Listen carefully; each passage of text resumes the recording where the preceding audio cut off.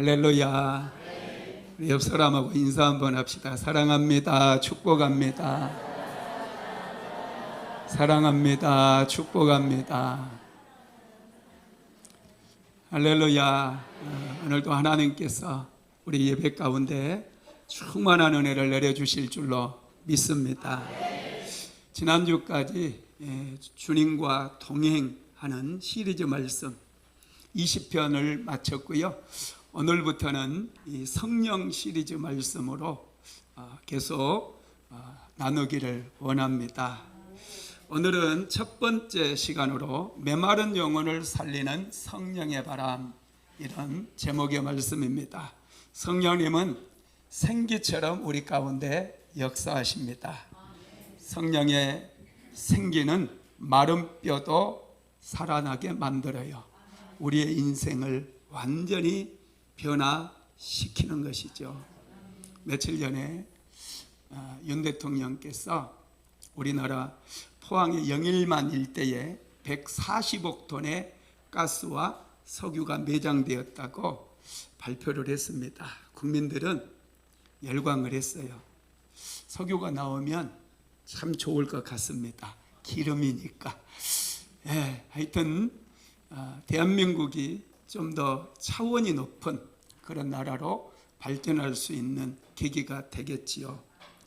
또 6월 6일자 국민일보를 보았더니 일면 머릿기사로 1인당 국민소득이 일본을 추월했다, 이런 기사도 실렸어요. 대한민국이 1인당 국민소득 36,700달러로 일본을 앞서게 되었다는 거예요. 엄청난 일입니다. 제가 어렸을 때는 초등학교 선생님들이 대한민국은 50년, 100년이 지나도 일본을 따라잡기 어려울 것이라고 얘기를 했어요. 그런데 여러분, 일본을 따라잡아 버렸어요. 일본보다 1인당 GNP가 더 높아졌어요. 엄청난 일입니다. 여러분, 5천만 명 인구가 넘는 나라들 중에 우리나라보다 1인당 GNP가 높은 나라가 전 세계적으로 5개밖에 안 돼요. 5천만 명 인구, 그런 인구를 소유한 국가 중에서 대한민국이 6번째로 1인당 GNP가 높다는 거예요. 국민소득이 그렇게 높아졌어요. 대한민국은 정말 잘 사는 나라가 되었습니다. 어느 나라와 견주어도 조금 더 뒤처지지 않는, 또 경제력, 국방력, 또 문화력, 모든 면에서 세계 열강들과 어깨를 나란히 할 수가 있게 되었어요. 그런데 여러분, 국민들의 삶을 들여다보면 여전히 원망이 많고 만족하지 못하고 불평불만이 가득한 것을 볼 수 있습니다. 대한민국의 석유가 콸콸 쏟아져서 한 달에 100만 원씩 모든 국민들에게 나누어준다 할지라도 아마 만족을 주지는 못할 거예요. 여전히 불평이 있고 불만이 있을 거라는 것이죠. 사람들의 마음이 가난해져 있기 때문에 그래요. 이 가난은 어떤 물질적인 것으로 채워질 수 있는 게 아니라 영적인 능력으로 채워져야 된다는 사실을 믿게 되기를 바랍니다. 그래서 여러분, 우리에게 더 필요한 것, 기름이 나오는 것보다 더 중요한 것은 성령의 충만함을 받는 거예요.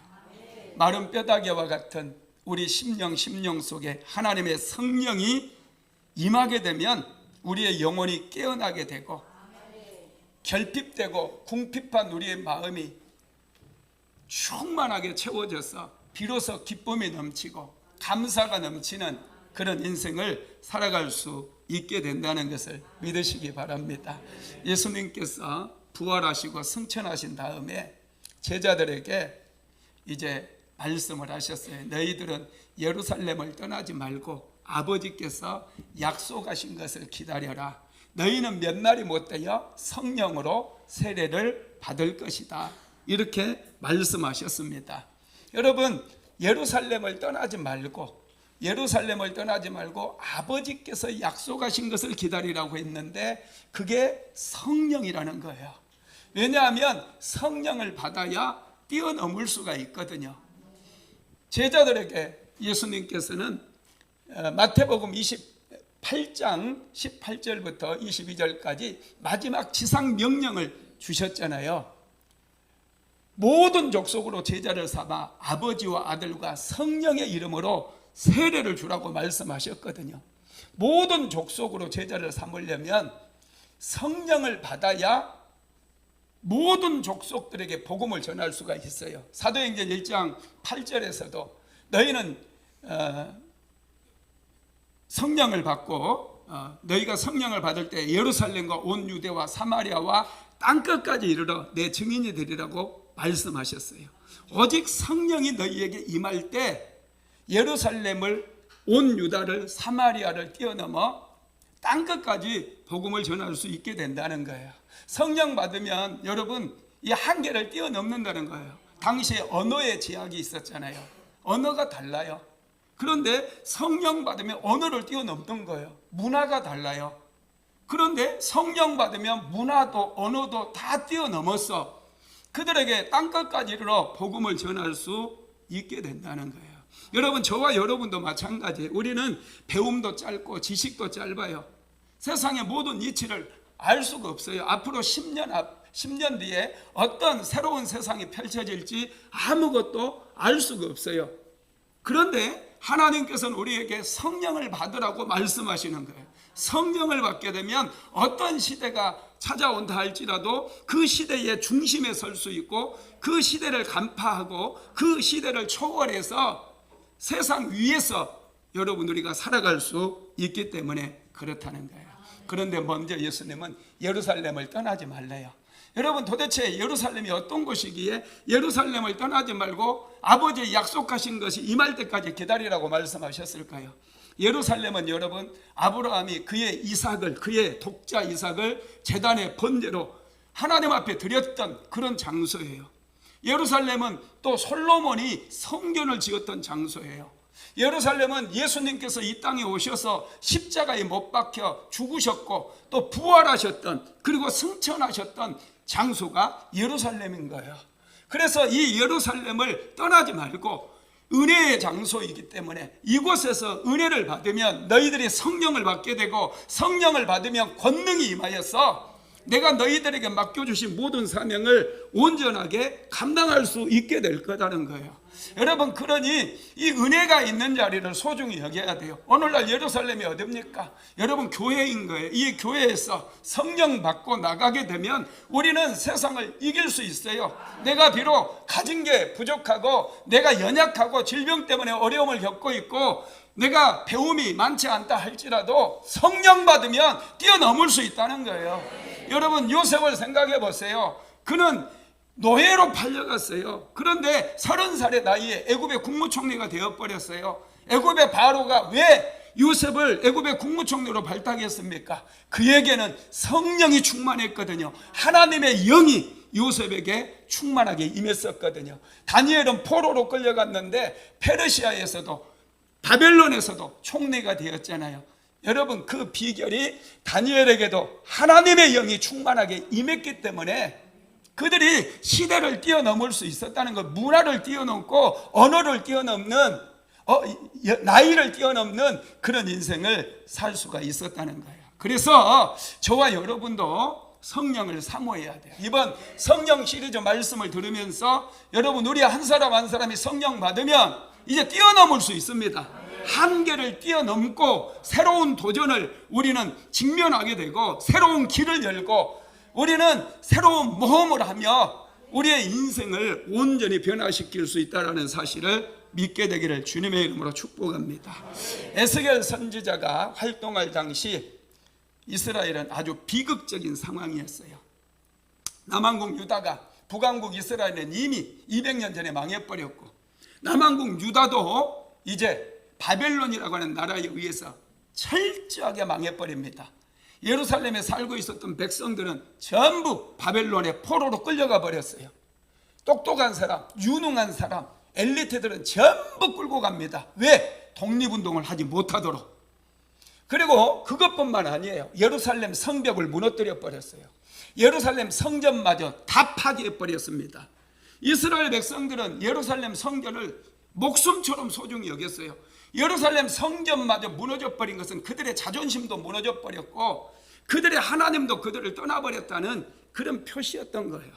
그런 상황 속에서 여러분 얼마나 그들은 답답했으며 포로로 끌려간 이스라엘 백성들은 얼마나 절망 속에 살았겠느냐는 거예요. 바로 여러분 그런 시대에 에스겔 선지자 역시도 바벨론의 포로로 끌려갑니다. 젊은 나이에 포로로 끌려가 버렸어요. 그런데 그의 나이가 30살이 됩니다. 에스겔의 나이가 30살이 되었을 때 여러분 어떤 일이 일어나느냐. 에스겔이 제사장의 아들로 태어났기 때문에 30살이 되게 되면 그는 제사장의 서품을 받아가지고 예루살렘 성전이 무너지지 않았다면 그는 예루살렘 성전에서 백성들을 위해서 기도하고 백성들을 위해서 제사를 집례하는 그런 일을 했어야만 해요. 그런데 포로로 끌려와 버렸고 예루살렘 성전도 무너져 버렸기 때문에 그는 이제 나이가 30살이 되어서 제사장으로 활동을 해야 되는데 제사장으로 활동하지 못하는 거예요. 여전히 바벨론 땅에 포로로 끌려와서 종살이를 하고 있는 자신의 모습을 생각하니 너무 정말 원통한 거예요. 그래서 밤에 잠을 잘 수가 없어요. 너무 원통하고 그래서 그는 강가로 나갑니다. 바벨론에 있는 그발 강가로 나아가서 그날 밤에 하나님 앞에 목 놓아 울기 시작해요. 하나님, 내가 예루살렘에 있다면, 예루살렘이 망하지 않았다라고 한다면 내가 오늘 하나님 앞에 제사장의 서품을 받아서 백성들 앞에서 하나님의 말씀을 전할 것이며 하나님을 예비할진데 이렇게 바벨론의 포로로 끌려와서 아무것도 할 수 없는 이 연약한 인생을 긍휼히 여겨달라고 하나님께 에스겔이 기도했다는 거예요. 그런데 하나님께서 그 기도를 들어주셔요. 하나님께서 그발강가에 찾아오십니다. 예루살렘에서 그렇게 많은 제사가 드려지고 그렇게 많은 황소와 양을 잡아가지고 하나님을 예배했을 때는 하늘의 문이 열려지지 않았어요. 하나님의 말씀도 임하지 않았어요. 그런데 그발강가에서 바벨론 땅에서 처절하게 이 아픈 마음을 이끌고 나아가서 하나님 앞에 기도했을 때 그곳에 하늘의 문이 열려지는, 그리고 하나님의 영이 에스겔에게 임하고 제사장의 가문에 태어났던 에스겔을 하나님의 선지자로 세워버리는 놀라운 역사가 일어났다라는 거예요. 한번 같이 읽어봅니다. 에스겔서 1장 1절에서 3절 말씀 시작. 30째의 넷째 달 초 닷새에 내가 그발강가 사로잡힌 자 중에 있을 때에 하늘이 열리며 하나님의 모습이 내게 보이니 여호야긴 왕이 사로잡힌 지 5년 그 달 초 닷새라.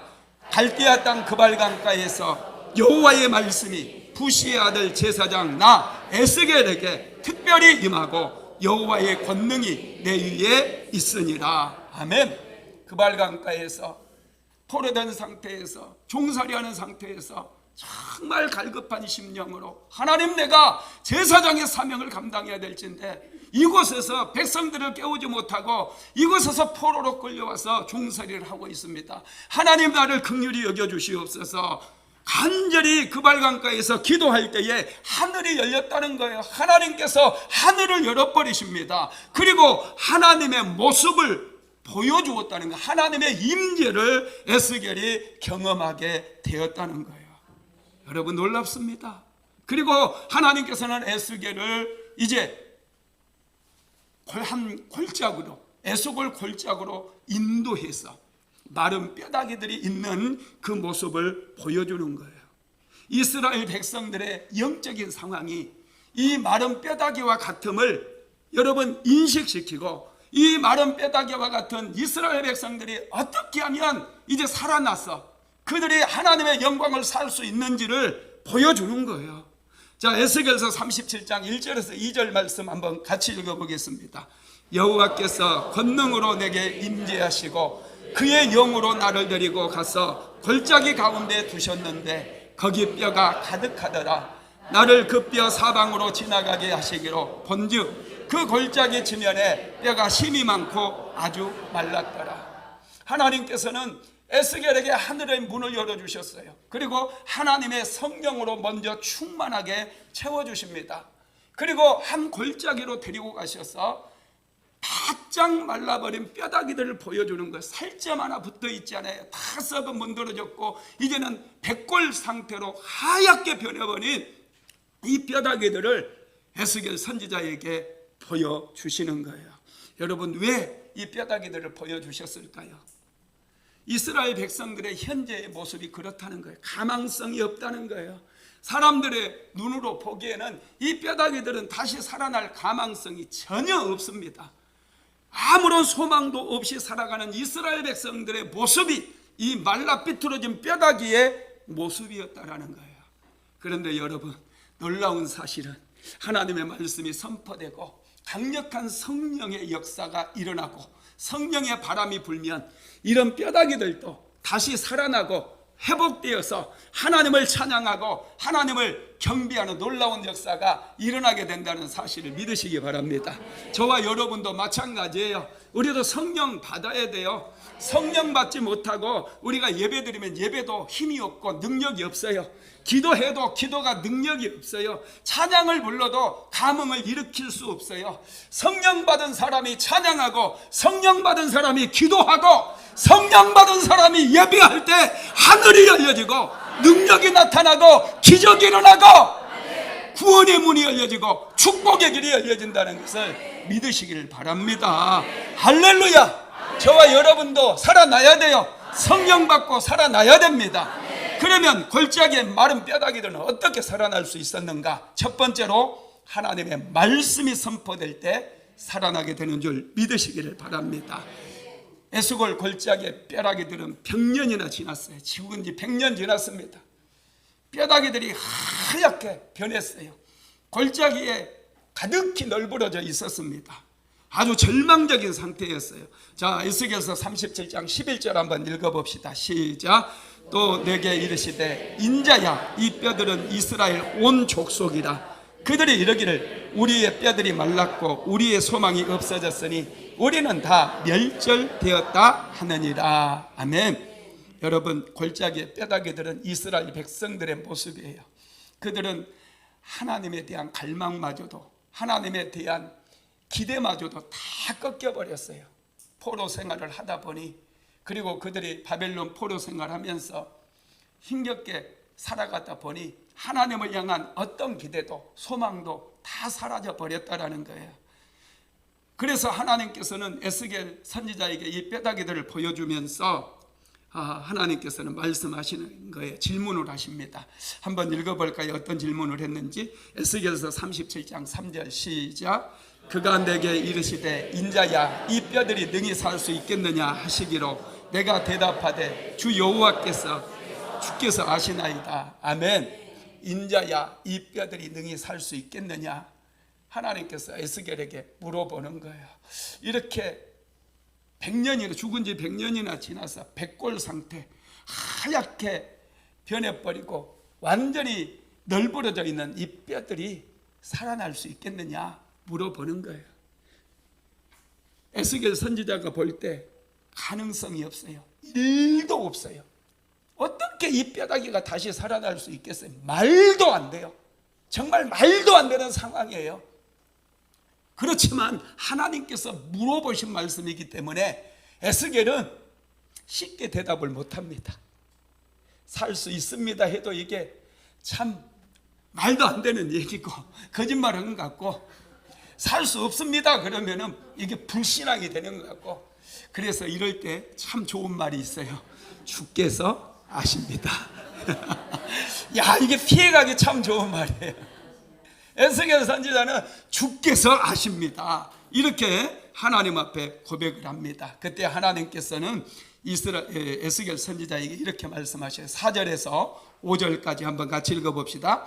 또 내게 이르시되 너는 이 모든 뼈에게 대언하여 이르기를 너희 마른 뼈들아, 여호와의 말씀을 들을지어다. 주 여호와께서 이 뼈들에게 이같이 말씀하시기를 내가 생기를 너희에게 들어가게 하리니 너희가 살아나리라. 아멘. 너는 이 모든 뼈들에게 대언하여 이르기를 너희 마른 뼈들아, 하나님의 말씀을 들을지어다.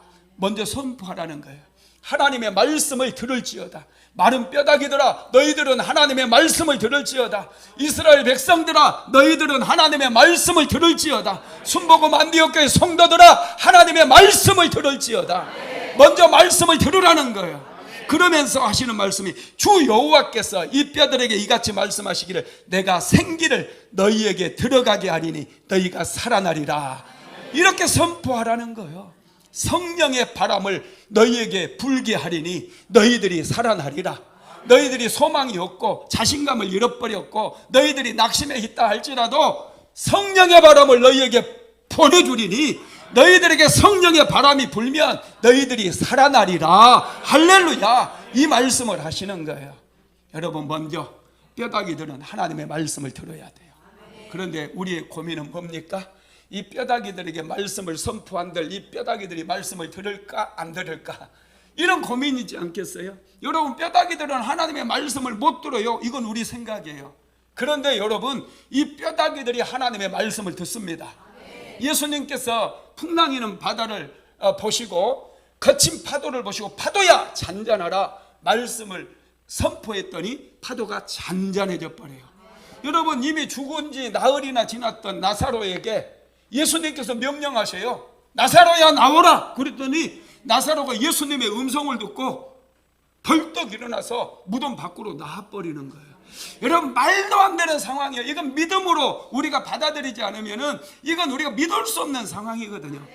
성령이 불어온다고 할지라도 이 마른 뼈다귀가 하나님의 말씀을 듣는다는 것을 여러분 어떻게 우리에게 믿어지느냐는 거예요. 여러분, 그러나 믿게 되기를 바랍니다. 믿으면 마른 뼈다귀가 하나님의 말씀을 들어요. 말씀이 선포되어질 때, 하나님께서 말씀을 주시면 선포되어질 때 뼈다귀들이 들러붙고 살갗이 입혀지고 생기가 들어가니 이 마른 뼈다귀들이 살아나는 놀라운 역사가 일어나게 된다는 사실을 믿으시기를 바랍니다. 그래서 하나님께서는 이 말씀의 능력을 하나님은 아시기 때문에 에스겔 선지자에게 하나님의 말씀을 대언하라고 말씀을 합니다. 자, 에스겔서 37장 7절 한번 읽어보겠습니다. 시작. 이에 내가 명령을 따라 대언하니 대언할 때에 소리가 나고 움직이며 이 뼈 저 뼈가 들어맞아 뼈들이 서로 연결되더니. 아멘. 와, 여러분 놀랍지 않습니까? 에스겔 선지자가 하나님의 말씀을 이제 듣고 하나님의 말씀을 따라 대언합니다. 뼈들아 너희들은 각자 몸에 찾아가서 맞춰질지어다 그런 거예요. 그랬더니 여러분, 뼈들이 저쪽에 흩어져 있던 뼈들이 막 날라오는 거예요. 슉슉슉슉 날라오더니 몸으로 그냥 탁탁탁탁 들러붙어요. 이게 정말 기가 막힌 일이 일어나는 거예요. 말도 안 되는 상황이 일어나는 거예요. 뼈들이 그냥 막 자기 몸을 찾아서 날라오더니 이거 아이언맨도 아니고 이게 막 뼈들이 슉슉슉슉 날라와가지고 다 들러붙는 거예요. 그래서 신기하죠. 정말 신기해요. 어떻게 이런 일이 일어나요? 이게 말도 안 되는 상황이니까 신기한 거예요. 그런데 여러분, 에스겔 선지자가 선포하니까 뼈들이 자기 몸을 찾아와서 쑥쑥쑥쑥 다 맞춰지는 거예요. 뼈가 다 맞춰지니까 이제 살이 생겨라 그러니까 살이 다 올라와요. 뼈들이 갑자기 막 살이 붙어요. 그리고 여러분, 이 살 속에는 뭐가 있어요? 신경 조직도 있고 혈관 조직도 있고 또 속에 우리 배에는 내장도 있고 소화기관도 있고, 여러분 이거 우리 몸이 엄청 복잡합니다. 그런데 말씀을 선포하니까 이 신경 조직도 만들어지고 혈관 조직도 만들어지고 소화 조직도 만들어지고 다 만들어지는 거예요. 하나님의 말씀이 선포되니까 기가 막힌 일이 일어나는 거예요. 37장 8절도 한번 읽어봅시다. 시작. 내가 또 보니 그 뼈에 힘줄이 생기고 살이 오르며 그 위에 가죽이 덮이나 그 속에는 생기는 없더라. 아멘. 야, 살갗까지 피부 조직까지 전부 만들어져 버려요. 어떻게 여러분 말랐던 뼈다귀에 이런 역사가 일어나느냐는 거예요. 하나님의 말씀의 능력이에요. 말씀이 임하니까 막 뼈들이 완전히 한 사람으로 바뀌는 거예요. 그런데 여러분, 말씀으로만 안 된다는 거예요. 말씀을 여러분 받으니 온전한 사람의 모습은 갖출 수 있어요. 여러분들이 하나님의 말씀을 받으면 온전한 정신이 돌아오게 되고 하나님의 사람으로서 여러분 우리가 완전히 바뀔 수 있어요. 그러나 능력은 없어요. 능력은 하나님의 성령을 받을 때 능력이 찾아온다는 사실을 믿으시기 바랍니다. 그래서 두 번째로 마른 뼈에 생기가 들어가야 돼요. 여러분 이 생기가 뭡니까? 바로 성령인 것을 믿으시기 바랍니다. 하나님께서는 에스겔 선지자에게 완전하게 사람을 갖춘 마른 뼈다귀들에게 이제는 하나님의 말씀을 대언하라고 또 말씀하는데요. 한번 읽어봅니다. 에스겔서 37장 9절입니다. 시작. 또 내게 이르시되 인자야 너는 생기를 향하여 대언하라. 생기에게 대언하여 이르기를 주 여호와께서 이같이 말씀하시기를 생기야 사방에서부터 와서 이 죽음을 당한 자에게 불어서 살아나게 하라 하셨다 하라. 아멘.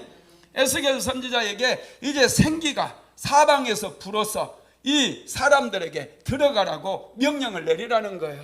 성령의 바람이 불어오라고 명령을 내리라는 거예요.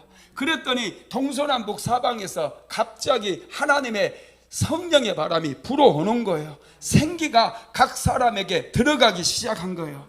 그러자 완전하게 사람이 살아나가지고 이제 정상적으로 여러분 그들이 꿈을 꾸며 하나님께 주신 비전을 붙잡고 여러분 인생을 살아가게 되는 거예요.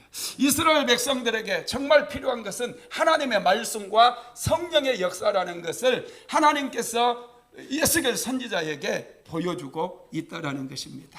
우리 역시 대한민국은 지금 정말 잘 사는 나라가 되었지만은 영적인 빈곤에 시달리고 있어요. 영적인 기근 때문에 우리의 삶에 기쁨이 없어요. 열심히 일해서 돈을 버는 것 같은데 또 저축도 해놓고 어떤 분들은 뭐 앞으로 100년 더 살려고 100년 먹을 것 저축도 해놨지만 여전히 우리는 굶주림에 시달리고 기근에 시달리고 있다는 거예요. 이런 시대에 하나님께서는 우리에게 꿈을 주시기를 원하시고 성령을 부어주셔서 우리 인생을 능력 있고 새롭고 변화받게 그렇게 살아갈 수 있도록 원하신다는 사실을 믿으시기 바랍니다. 그래서 하나님의 성령이 임하면요 4가지 차원에서 중요한 문제들이 해결돼요. 그래서 살만 나게 우리 인생을 변화시켜 주십니다. 그러면 여러분 하나님의 성령이 우리 인생에 중요한 4가지 문제를 해결해 주신다고 그랬는데 그게 뭐냐? 첫 번째가 꿈의 문제를 해결해 주시는 거예요. 여러분 두 번째로는요 생각의 문제를 생각을 바꿔주셔요. 세 번째로는 언어를 바꿔주시고 네 번째로는 믿음의 문제를 해결해 주셔요. 이것은 여러분 4가지는 조영기 목사님께서 4차원의 영성을 가르칠 때 반드시 가르쳤던 그런 말씀입니다. 그런데 성령이 임하면 이 4가지 차원에서 치유가 임하고 교정이 일어나게 되어 있어요. 성령 받으면 이 4가지 차원에서 변화가 일어난다는 거예요. 성령 받게 되면요 여러분 우리에게 새로운 꿈이 생겨요. 하나님께서 주시는 새로운 꿈이 생긴다는 거예요. 사도행전 2장 17절 한번 같이 읽어봅시다. 하나님의 말씀하시기를 말세에 내가 내 영을 모든 육체에 부어주리니 너희 자녀들은 예언할 것이요 너희 젊은이들은 환상을 보고 너희 늙은이들은 꿈을 꾸리라. 아멘. 성령이 임하면 젊은이들은 환상을 보고 늙은 사람들은 꿈을 꾸게 된다는 거예요. 여러분 성령 받으면요 우리의 꿈이 바뀌어요. 달라지게 돼 있어요. 썩어질 것들을 위해서 우리가 늘 살아왔었는데 성령 받으면 이제 사람을 살리는 그런 비전을 갖게 되는 거예요. 여러분 우리가 매일마다 얼마나 많은 사람들을 만납니까? 그런데 교회 밖에서 매일마다 만나는 사람들 대부분이 다 지옥 갑니다. 왜요? 그들 안에 예수가 없기 때문에. 우리는 그들을 향한 인생의 꿈을 가져야 돼요. 그래야 하나님께서 내 삶 속에 역사하시고 더 충만한 은혜를 내려주시기 때문에 그렇다는 것이죠. 두 번째로는 하나님께서 생각을 치료해 주십니다. 여러분 생각이 우리의 인생을 만들어요. 어떤 생각이든지 반복하고 집중하게 되면 그 생각이 반드시 이루어지기 때문에 그렇습니다. 그래서 하나님께서는 우리의 생각을 바꿔주시고 치료해 주시기 위해서 먼저 하시는 일이 우리의 마음을 고쳐주시는 일이에요. 여러분 우리의 생각은 우리의 마음에서 나오는 것입니다. 언어도 우리의 마음에서 나오는 거예요. 그래서 여러분 우리의 마음이 치료되지 않는 이상 우리의 생각도 바뀔 수가 없는 것이죠. 하나님께서는 우리의 생각이 바뀌기를 원하시고 성령이 우리 안에 임하게 되면 우리의 생각이 바뀐다는 걸 믿으시기 바랍니다. 우리 안에는 육신의 생각이 있고요, 우리 안에는 영의 생각이 있어요. 육의 생각은 물리쳐야 되고 영의 생각이 우리에게 자리를 잡아야 됩니다. 로마서 8장 5절로 6절 같이 읽어봅시다. 육신을 따르는 자는 육신의 일을, 영을 따르는 자는 영의 일을 생각하나니 육신의 생각은 사망이요 영의 생각은 생명과 평안입니다. 여러분, 육체적인 것만을 위해서, 육신적인 것만을 위해서 인생을 살게 되면 항상 쫓기는 인생이 돼요. 항상 두려움이 많아요. 항상 어렵습니다. 그런데 영의 생각을 따라 살게 되면 생명이 넘치게 되고 항상 평강이 넘친다는 거 믿으시기를 바랍니다. 그래서 성령님은 우리의 육신의 생각을 영의 생각으로 바꾸어 주시는 그런 일을 하시는 것이죠. 세 번째로는 언어를 바꾸어 주십니다. 여러분, 말은 굉장히 중요합니다. 그래서 몇 주 전에 믿음의 말을 하라, 이런 여러분 말씀을 제가 전한 적이 있지 않습니까? 인생의 문제는 언어의 문제예요. 말로 사랑하고 말로 설득하고 말로 관계를 회복하고 말로 감동을 주기도 합니다. 그런데 또 말로 죄를 짓고 말로 상처를 주고 말로 관계를 깨뜨리는 그런 일을 하게 되죠. 말에 능력이 있기 때문에 그래요. 여러분, 그래서 하나님께서는 우리의 말을 바꾸어 주기를 원한다라는 거예요. 그래서 우리에게 하나님은 먼저 언어를 바꾸어 주기 위해서 새 마음도 주시는 것이죠. 에스겔서 36장 26절 한번 같이 읽어보겠습니다. 또 새 영을 너희 속에 두고 새 마음을 너희에게 주되 너희 육신에서 굳은 마음을 제거하고 부드러운 마음을 줄 것이며. 하나님께서는 우리에게 새 마음을 주셔요. 부드러운 마음을 주셔요.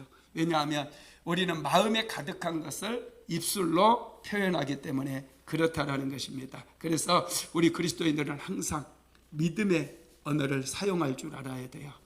여러분, 한 귀신 들렸던 아이를 둔 아버지가 예수님을 찾아왔잖아요. 그리고 예수님께 질문해요. 무엇을 하실 수 있거든 내 아들을 고쳐주소서 그래요. 그때 예수님께서 그 아버지 언어를 고쳐버립니다. 할 수 있거든이 무슨 말이냐? 믿는 자들에게는 능히 하지 못할 일이 없느니라.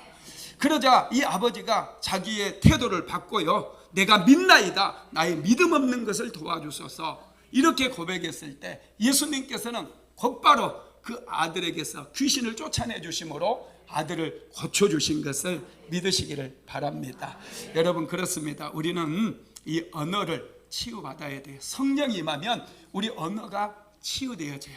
언어가 여러분 부드러워지고 따뜻해져요. 성령이 임하지 않으면 언어가 차가워요, 거칠어요, 아주 냉소적이에요, 비판적이에요, 항상 불평, 불만을 쏟아내요. 이런 언어를 사용해 가지고는 우리 인생이 변화될 수가 없거든요. 그런데 성령이 임하면 우리 말이 바뀌기 시작하는 거예요. 내 안에 성령이 임하니까 거친 언어들, 차갑고 냉소적인 언어들이 사라지게 된다는 거예요. 여러분, 옳고 그름을 따지는 것은 율법이에요. 바른 말 한다고 사람이 살아나는 게 아니에요. 옳은 말이 사람을 살리는 거 아닙니다. 때로는 옳은 말 해도 상처받고 옳은 말 하는데 기분 나쁠 수가 있어요. 우리는 말을 가려서 해야 됩니다. 비록 옳은 말이라 할지라도 그것은 율법이에요. 그건 사람을 정죄하는 거예요. 복음은 여러분 따뜻한 언어예요. 좋은 언어예요. 사람을 격려하고 일으킬 수 있는 그런 언어가 복음이라는 것입니다. 그래서 복음은 여러분 우리의 길을 살려주고 우리에게 생명력을 부여해주고 우리에게 꿈을 심어주고 우리에게 인생을 살아갈 수 있는 능력을 주는 거라는 거예요. 할렐루야. 네 번째로 믿음이 중요합니다. 믿음을 따라 살게 만들어요. 성령이 임하면 우리의 믿음이 점점 커지고 확장되는 거예요. 여러분, 성령이 사라져버리면 우리는 바리새인처럼 차갑고 냉랭해져요. 여러분, 예수님의 제자들도 한번 생각해 보세요. 그들은 예수님을 3년 반 동안 따라다니면서 기적의 현장에 있었어요. 안진뱅이가 일어나는 것도 보았고 소경이 눈을 뜨는 것도 보았어요. 오병이의 기적의 떡을 그들은 먹었어요. 그런데 예수님께서 십자가를 질 때 어떻게 됐습니까? 제자들은 다 떠나버렸어요. 다 도망가 버렸어요. 아무도 예수님 곁을 지키는 제자는 없었어요. 예수님의 부활을 그들이 목격했거든요. 부활을 경험하고 났어도, 부활하신 예수님을 만났어도 그들은 여전히 두려움에 떨어요. 문을 잠그고 있잖아요. 그런데 이 제자들이 언제 바뀌었습니까? 오순절 마가다락방에서 성령을 받고 나자 그들이 담대해졌어요. 두려움이 떠나버렸어요. 그들에게 믿음이 심겨지니 그들은 확신을 갖게 되고 가는 곳마다 담대하게 주의 복음을 전하게 된 거예요. 생명을 아끼지 아니하고 그들은 복음을 전하는 인생을 살게 되었다라는 거예요. 성령이 임하면 여러분 우리에게 믿음이 생긴다라는 사실을 믿게 되기를 주님의 이름으로 축복합니다. 여러분 우리가 하나님의 말씀을 전할 때도 믿음이 실려야 돼요. 믿음이 실려지지 않으면 어떤 기적도 일어나지 않아요. 특별히 여러분 성령이 임하면 우리의 믿음이 강화되어지고 우리의 믿음이 커진다는 사실을 믿고 성령을 여러분 다 충만하게 받게 되기를 주님의 이름으로 축복합니다. 하나님께서는 에스겔 선지자에게 믿음으로 생기에게 태어나라고 말씀했어요. 에스겔서 37장 9절입니다. 시작. 또 내게 이르시되 인자야 너는 생기를 향하여 태어나라.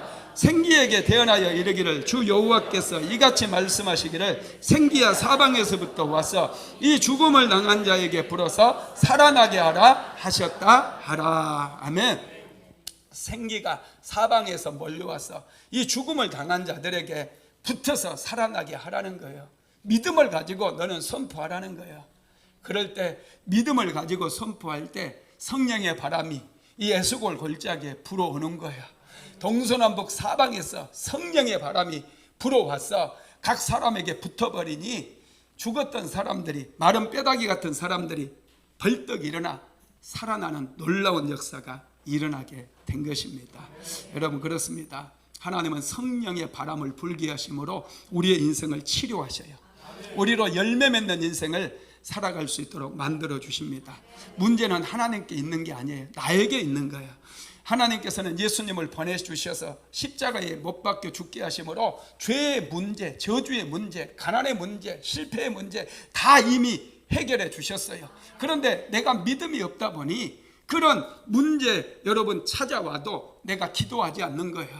여러분 하나님의 약속이 있다 할지라도 구하여야 할지니라 에스겔서에 말씀하고 있거든요. 우리는 밤낮 부르짖고 기도했던 한 과부를 잘 알고 있어요. 불의한 재판관이라 할지라도 밤낮 찾아와서 자기의 억울함을 해결하려고 했을 때 여러분 그 불의한 재판관이라도 그 과부의 억울함을 해결해 주었다라는 거예요.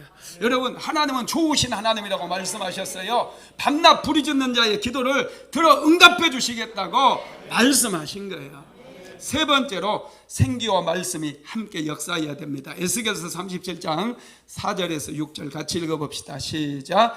내게 이르시되 너는 이 모든 뼈들에게 태어나여 이르기를 너희 마른 뼈들아 여호와의 말씀을 들을지어다. 주 여호와께서 이 뼈들에게 이같이 말씀하시기를 내가 생기를 너희에게 들어가게 하리니 너희가 살아나리라. 너희 위에 힘줄을 두고 살을 입히고 가죽으로 덮고 너희 속에 생기를 넣으리니 너희가 살아나리라. 또 내가 여호와인 줄 너희가 알리라 하셨다 하라. 아멘.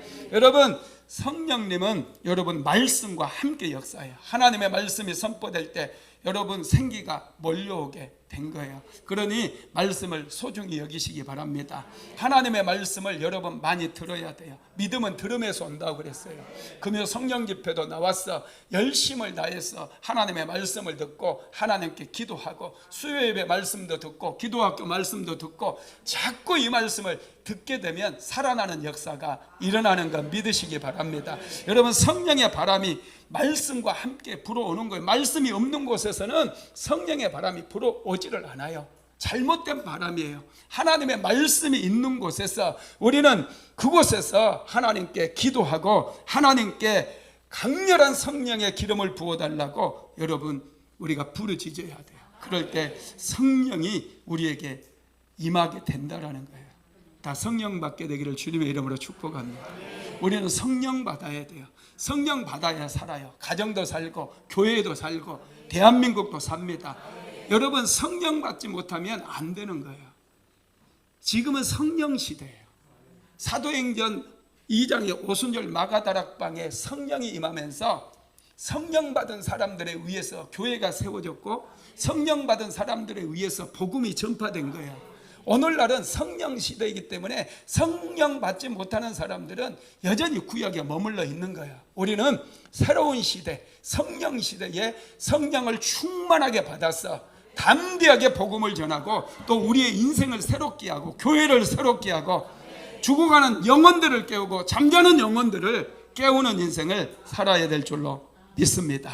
지금은 우리 주 예수 그리스도의 무한하신 은혜와 아버지 하나님의 극진하신 사랑하심과 보혜사 성령 하나님의 감동감화 충만케 하시는 역사가 성령의 바람이 불어오기를 간절히 소망하며 성령 받고 새롭게 살아가기를 간절히 소망하는 하나님의 모든 권속들 위에 사랑하는 순복음 안디옥교회 모든 성도들 머리 위에 가정과 직장과 사업장 위에 이제로부터 영원토록 함께 있을지어다.